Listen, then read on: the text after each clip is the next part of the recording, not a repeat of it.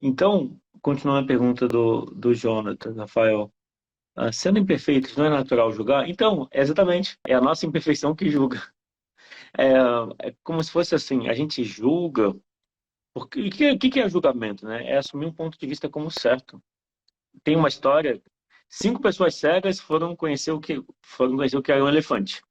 E aí um pegou na orelha e falou, o elefante é fino, parece um tapete.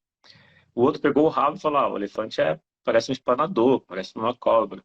O outro pegou a pata, parece um poste. E o outro pegou o chifre, né? O marfim.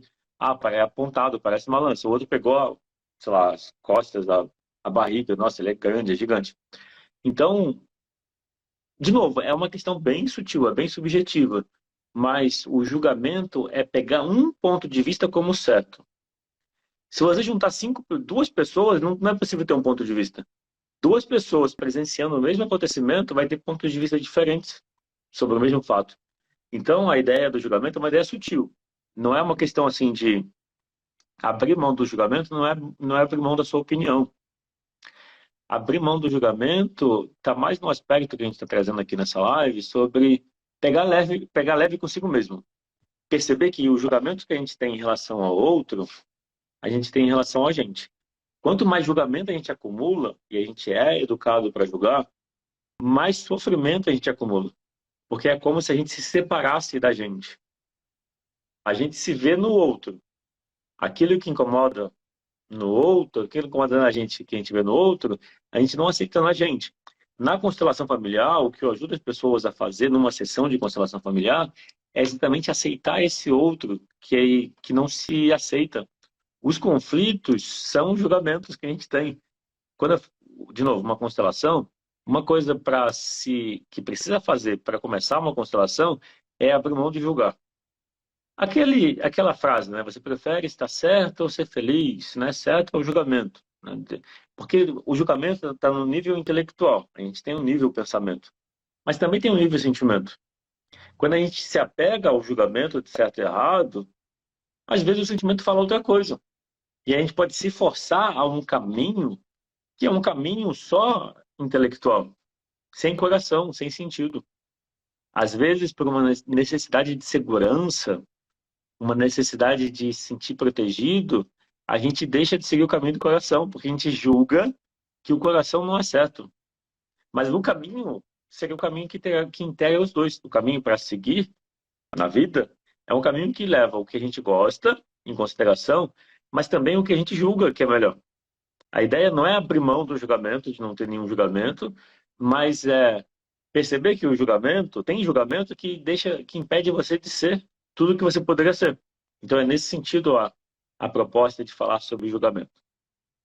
Não faz parte da nossa coleção de sentimentos possíveis, então o julgamento ele está mais para pensamento.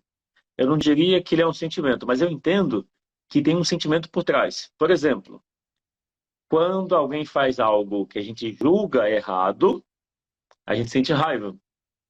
Quando alguém desrespeita a gente, quando alguém ataca você ou me ataca, é normal que a gente se sinta irritado, né? Como assim? Tá me atacando, tá me ofendendo? E é normal que a gente queira retribuir. E aí, esse é vamos dizer, o pulo do gato, é um insight, que o julgamento que a gente faz sobre o que acontece, de alguma forma, determina como a gente se sente, mais do que acontece. Então, alguém faz uma piada e você leva como, ok, uma piada. Tipo, ri junto. Aí você faz uma piada e se ofende. Não são fatos totalmente diferentes. O exemplo lá do Oscar do Will Smith. O comediante, que eu não lembro o nome, fez a piada da esposa sobre a esposa do Will Smith por estar com o cabelo raspado por conta de uma condição de saúde. Ele ficou ofendido, foi lá e agrediu o cara. Então, o julgamento de que foi uma ofensa já pode ser que já tinha passado, né? Já tinha acúmulo de passado, situações mal resolvidas anteriores, e ali foi o desfecho. Então, geralmente, o convite nesse assunto do como você lida com julgamentos é um convite para considerar o seguinte: muitas vezes o sofrimento que você sente está associado ao julgamento que você sustenta, porque julgamento é um pensamento. Aí a pergunta-chave quando vier um julgamento é: e se não for 100% errado? E se tiver alguma parcela positiva?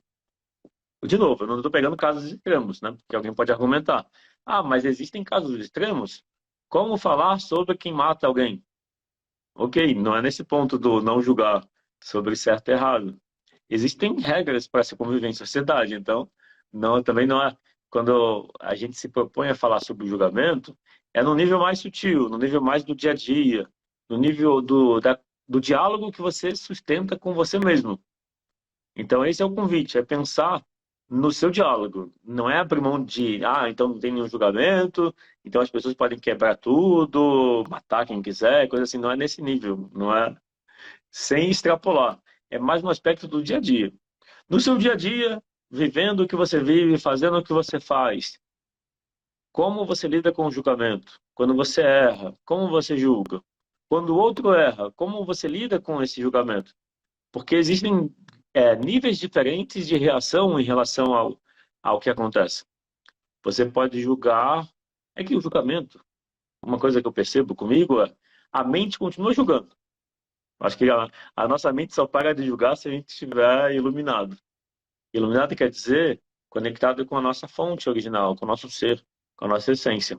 Então, nesse sentido de iluminado, é quando a gente está presente no momento. Quando você está presente no momento, você está iluminado. Então, qualquer momento que você sentiu presença, conexão, felicidade, bem-estar, nesse momento você estava iluminado. A questão é a gente sustentar